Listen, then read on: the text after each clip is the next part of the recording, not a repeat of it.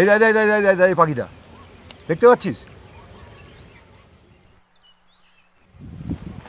দেখতে পাচ্ছিস? দেখেছিলাম পাখি সাদা কালো।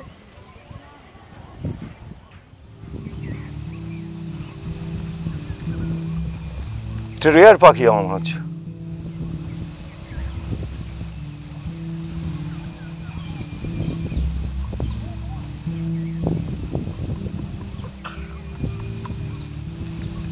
টেরা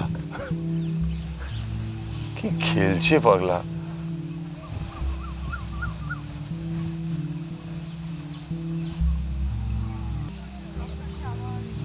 আমার মনে হচ্ছে ও মাছরাঙা টাইপের কোনো পাখি, মানে মাছ খেয়ে করে।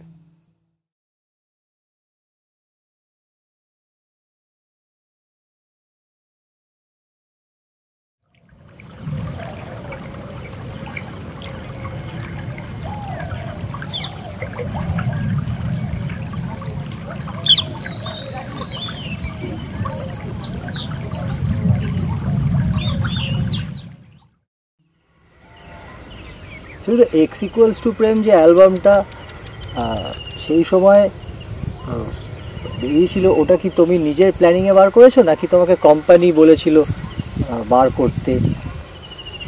এই বিষয়ে যদি তুমি কিছু বলো।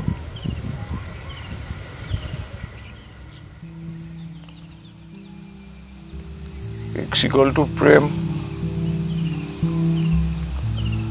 এই অ্যালবামটা কোম্পানি আমাকে করতে বলেনি। কোম্পানি আমাকে কোম্পানিকে বলতে হচ্ছে একটা অ্যালবাম করবো। অ্যালবামের গানও শুনেছিলাম। তখন লাস্ট দুটো অ্যালবাম প্রায় ফ্লপ করেছে। তখন ওরা ইন্টারেস্ট ছিল, তারপরে আমি অ্যালবাম বেরও করিনি। আমি আর বললাম না, আমি অ্যালবাম বের করতে পারি না। প্রত্যেক বছরে 9টা করে গান করা আমার পক্ষে ডিফিকাল্ট হয়ে যাচ্ছে। এতটা প্রডিউস করা খুব ডিফিকাল্ট। আর যে সমস্ত বাঘা বাঘা লোকেদের সাথে কাজ করতে হচ্ছে, যারা অ্যারেঞ্জ করবে, তাদের মতো মানে আমার মতো একটা মানে কি বলবো, শুধু নবীন নয়, অজ্ঞ মিউজিক্যালি, কেবলমাত্র জাস্ট গান গাইতে ইচ্ছে করছে বলে কতগুলো গান তৈরি করেছে, কোনো সেই অর্থে শিক্ষা নেই, সেরকম একটা লোকের পক্ষে এটা ম্যানেজ করা, প্লাস আনন্দবাজারের চাকরি, একটা প্রাইভেট চাকরি, সেটা সামলানো তার দায়িত্ব খুব ডিফিকাল্ট হয়ে যাচ্ছে। তখন আমি অ্যালবাম করিনি। তারপরে চেষ্টা করেছিলাম অন্যান্য অনেক কোম্পানি যদি তারা কাজ করে, একটা দুটো কোম্পানি অফার দিয়েছিল, তাদের সাথে করে। পরে ইনফ্যাক্ট এক্স ইকুয়াল টু প্রেম নামটা নিয়ে ওদের অসুবিধা ছিল, আপত্তি ছিল, কেন এক্স ইকুয়াল টু প্রেম বলতে পারবে না লোকে, বুঝতে পারবে না লোকে। তখন আমি বলেছিলাম যদি বুঝতে না পারে, যদি আমি যাদের জন্য গান করছি তারা যদি এক্সট্রা না বুঝতে পারে, তাহলে তো আমার বাকি গানগুলো তারা বুঝতে পারবে না। তো তাহলে তুমি ধরে নাও যে আমি তাদেরকেই টার্গেট করছি যারা এক্স এই ফ্যাক্টরটা জানে, দিয়ে কনভিন্স করিয়ে তারপর করেছিলাম। এই নিয়ে তো রিসেন্টলি দেখলাম একজন সিনেমাও বার করছেন এক্স ইকুয়ালস টু প্রেম বলে। তো সেই ফিল্মে যখন উনি বার করছিলেন, তোমার কাছে কোনো অফার এসেছিল যে তোমার নামটা ইউজ করছে, বা তোমার কোনো আপত্তি আছে কিনা, অথবা তোমাকে কোনো গান টান কোনো কিছু বলেছিল কি কিছু? না না, এটা আমি জানতে পারি প্রেস থেকে। তারপর তো যা হয়েছে প্রেসে জানার পরে আমি আমার এক্স ইকুয়াল টু প্রেম বলে অ্যালবাম ছিল, সেটা জানানোর পরে অন্যান্য মিডিয়াগুলো একটু করার পরে তারপরে যোগাযোগ করেছে, করে বলেছে আমাকে। সেটাই। এক্স ইকুয়াল টু প্রেম চলবে না বলেনি ওরা, এক্স ইকুয়াল টু প্রেম নামটা নিয়ে এসেছিল আর কি, যে অ্যালবামটা অন্য কোনো নাম হোক, প্রেম হোক বা কিছু হোক, এক্স ইকুয়াল টু প্রেম কিরম ভাবে এটা করবে। তারপরে আমাকে স্বাধীনতাও দিত কোম্পানি, অনুপমগণ থাকলে অনুপম দা আমার উপর একটা ট্রাস্টও করতো। দেখ, একটু সময় লেগেছিল কনভিন্স করতে। এক্স ইকুয়াল টু প্রেমের এই এত শোনার জন্য আরো অনেকগুলো গান দায়ী। এক্সিকল টু প্রেমে অনেকগুলো গান ছিল যেগুলো বারবার লোকে শুনেছে, পছন্দ করেছে। জিন্টি, সুদেশনা, মানিকতলার মোড়ে, যা পাখি বিশেষ করে।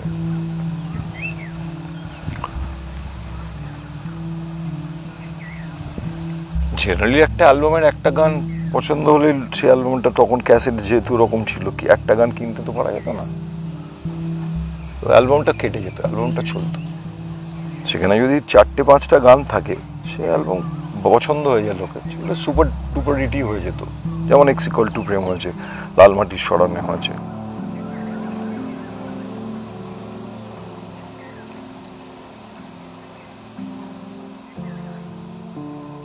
তোমার লালমাটির সরানে অ্যালবামে তোমার তো একটা নিজস্ব ভালো লাগা কোনো একটা বিশেষ গান রয়েছে, অথবা সব গানই ভালোবেসেছো, সেই সময় গেয়েছো, অ্যালবাম করেছো, কিন্তু তোমার কি মনে হয় যে সেই সময় লালমাটির সরানে কোন গানটা সবচেয়ে বেশি পৌঁছেছিল ওই অ্যালবামের, যার ফলে লালমাটির সরানে অ্যালবামটা এতটা হিট করেছিল?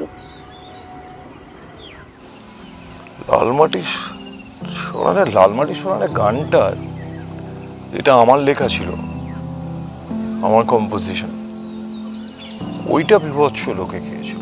এই কয়েনেজটা, লালমাটির সরানে নামটা, গানটার বিষয়বস্তু, গানটার মধ্যে যে নস্টালজিয়া বা একটু হালকা মেলানকলিক একটু ব্যাপার ছিল, সেইটা লোকে হেভি পছন্দ করেছিল। প্রথম দিকে গানটার মধ্যে দুটো গান খুবই পপুলার ছিল, সেটা হচ্ছে একটা লালমাটির সরান, একটা জীবন রে। এই দুটো গান লোকে খুব ভালোভাবে নিয়েছিল। সম্ভবত এটা এপিটের প্রথম গান, ওটা বোধহয় ওপিটের প্রথম গান। তারপরে আস্তে আস্তে সময় যত গেল তত পিদারে পলাশের বোন, নদী যদি মদ, এই গানগুলো, জীবনের অনেক দিন বাদে লোকে আবার একটা রেকর্ড শুনলো। বহুদিন আগে, মানে জীবনের গানটা প্রায় নতুনের মতো এসেছিল, নতুন গানের মতো।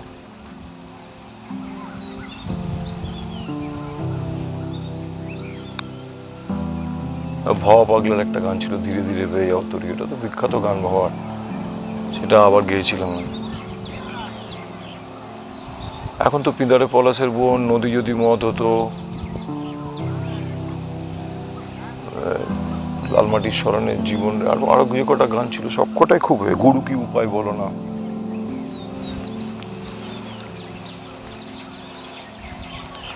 কখন যে মানুষের কোনটা ভালো লাগে, কি ভালো লাগে, এটা নিজেকে দিয়ে খানিকটা বোঝা যায়, নিজের আশপাশ দিয়ে খানিকটা বোঝা যায়, একটা ধারণা পাওয়া যায়, হ্যাঁ এই গানটা হয়তো এতটা হবে। কিন্তু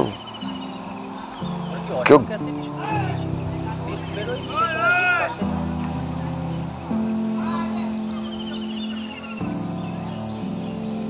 লালমাটির সরানের ডিস্ক,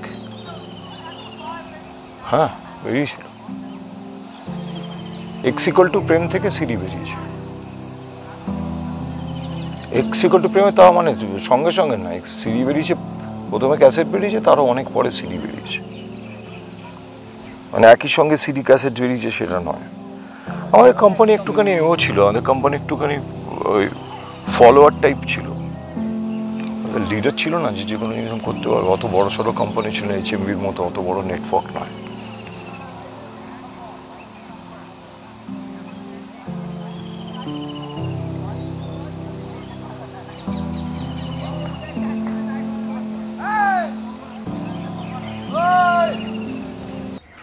তোমার রিমঝিম অ্যালবামটায় তোমার শুধু নিজস্ব একটা গান ছিল, আর বাদ বাকি সব গান কিংশুকদার, অর্থাৎ কিংশুক চট্টোপাধ্যায়ের।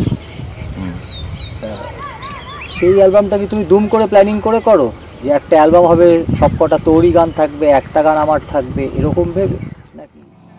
রিমঝিম আমার কোনো গান ছিল? একটা গান তোমার ছিল, ওইগুলোটা আমার লেখা ছিল না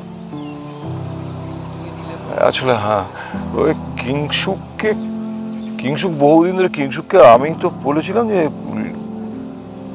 লিরিক লেখ, গান লেখ। তারপরে সে গানটা লেখার পরে ওকে বিভিন্ন জায়গায় বলাতে বিভিন্ন লোক ওর গান নিয়েছিল, ওর গানে পরিচিত হলো লিরিসিস্ট হিসেবে। তো ওর খুব একটা আক্ষেপ ছিল যে আমি কেন ওর গান গাই না। তো আমি বলেছি তোর গান আমি যখন গাইবো আমি তোর একটা গোটা অ্যালবাম করব, তোর যাতে সেখানে বেশিরভাগ গান থাকে। হঠাৎ একটা গান করব আমার অ্যালবামের মধ্যে, সেটা করব না।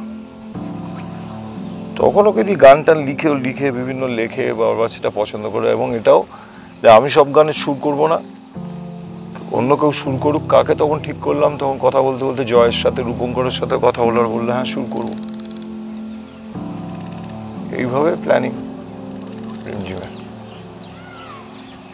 কিংসুকের জন্য অ্যালবামটা করা।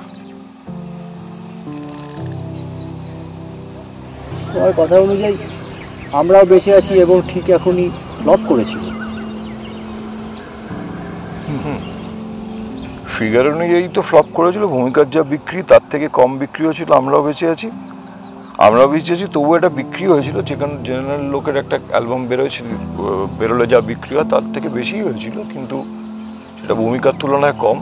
কিন্তু ঠিক এখনই খুব রেজাল্ট খুবই বাজে ছিল, মানে ইনভেস্টমেন্ট হ্যান ত্যান সমস্ত কিছু মিলিয়ে ঠিক এখনই ওয়াজ এ ফ্লপ অ্যালবাম। তারপরে এলো তোমার এক্স ইকুয়ালস টু এবং তারপরেই কি রিমঝিম? হ্যাঁ রিমঝিম তারও পরে, অনেক পরে। X equal to Prem, x equal to প্রেমের পর ফিসফিসের পর ফিসফিসের পর লালমাটির স্মরণে, লালমাটির স্মরণের পর রিমঝিম। রিমঝিম অনেক পরে, মানে রিমঝিম যখন মানে কোম্পানি চেঞ্জ করে যখন ইন্দ্রনীল বললো একটা অ্যালবাম করতে, তখন ওটা করলাম। তখন সাগরিকা তখন চাপ হতে শুরু করেছে বিভিন্ন কারণে। তোমার ফিসফিস অ্যালবামে তুমি যে একটা ডিফারেন্ট সাউন্ডস্কেপ বেঙ্গলকে উপহার দিলে, সেটার ইনিশিয়াল রেসপন্স কিরকম ছিল?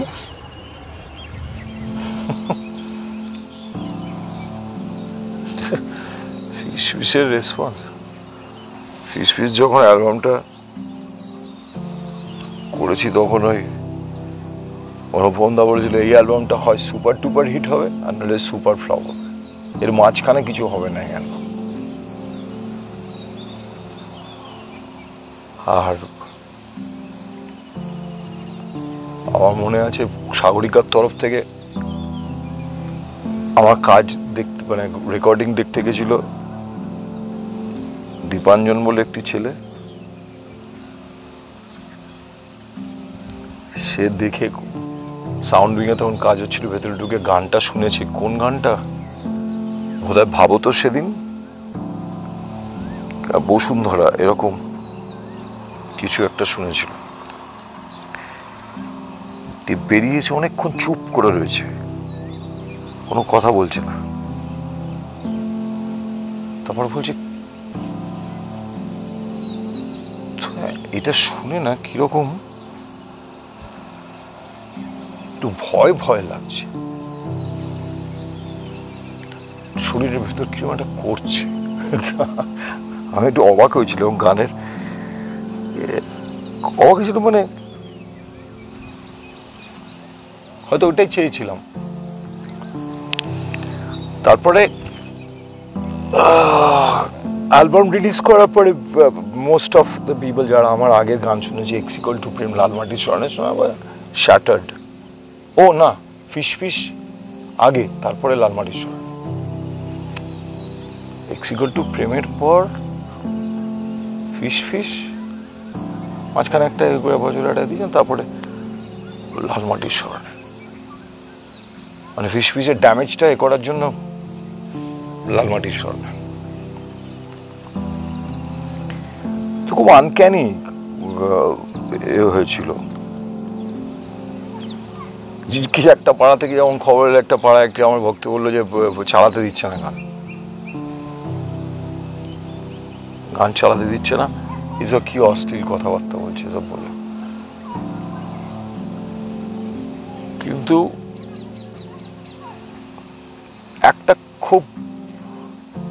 একটা সংখ্যক লোক আমি দেখেছি, তারা আমার অন্য কোনো অ্যালবামের কথা বলে না, ফিসফিসের কথা বলে, সেটাও দেখেছি।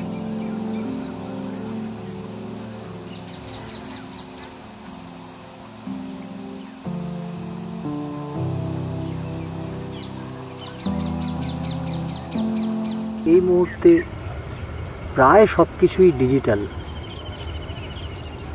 হার্ড কপি বলতে কিছু মার্চেন্ডাইজ দেখতে পাওয়া যায়, যে ভিনাইল রেকর্ডস হয়তো কোনো শিল্পীর পাওয়া যাচ্ছে। এই যে এত দ্রুত বদল, এবং এতে আগে যে ক্যাসেটস বিক্রি হলে যিনি শিল্পী, যিনি মেন আর্টিস্ট বা যিনি গেয়েছেন, কিছু না কিছু হলেও কিছু তো পেতেন, রেমুনারেটেড হতেন। সেইটা তো এই মুহূর্তে প্রায় বন্ধ। কোথায় গান বাজলে কিছু হলেও অর্থ উপার্জন করা যায় বা তার বিনিময়ে কিছু পয়সা আসে ডিজিটাল প্ল্যাটফর্মসে, এটাও তো যা বুঝলাম অনেকে জানে না। তো সেই বিষয়ে তোমার কোনো ধারণা? আমাদের এদিকে চিরকাল, এইখানে চিরকাল একরকম ভাবে গান বাজনা হয়েছে, আর বিদেশে একরকম ভাবে গান বাজনা। বিদেশে গান বাজনার অ্যালবামকে প্রমোট করার জন্য শো হয়েছে, আর আমাদের এখানকার অ্যালবাম করে লোকে কনসার্ট করতে পেরেছে। এটা একটা অদ্ভুত পার্থক্য, যতটুকু আমি জানতে পেরেছি।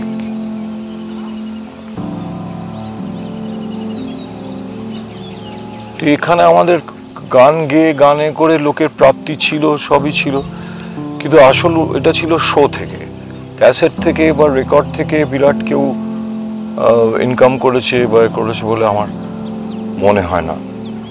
এ নিয়ে অধিকাংশ সময় নানা রকম কথাবার্তা থাকতো, তর্ক থাকতো। কোম্পানি কাকে কতটা রয়্যালটি দিয়েছে, তার বিক্রি কতটা, সেটা স্বচ্ছতা ছিল না। তো এখন যাদের গান যদি বিক্রি হয় ডিজিটালি, তারা রেকর্ডটা অ্যাটলিস্ট দেখতে পাবে, ডিজিটালি দেখতে পাবে যে এতগুলো গান শোনা হয়েছে, এর জন্য এত পাওয়া যাচ্ছে, এই করছে, সেই হিসেবটা ঘরে বসে শিল্পী পাবে। এবারে সেটার ফায়দা শিল্পীরা আমরা তুলতে পারছি না, দ্যাট ইজ সামথিং এলস। সেটা তুলতে পারছি না, সেরকম গান করতে পারছি না, সেরকম হচ্ছে না। এতে চিরকালই সবকিছুতে একটা হচ্ছে না গল্প ছিল।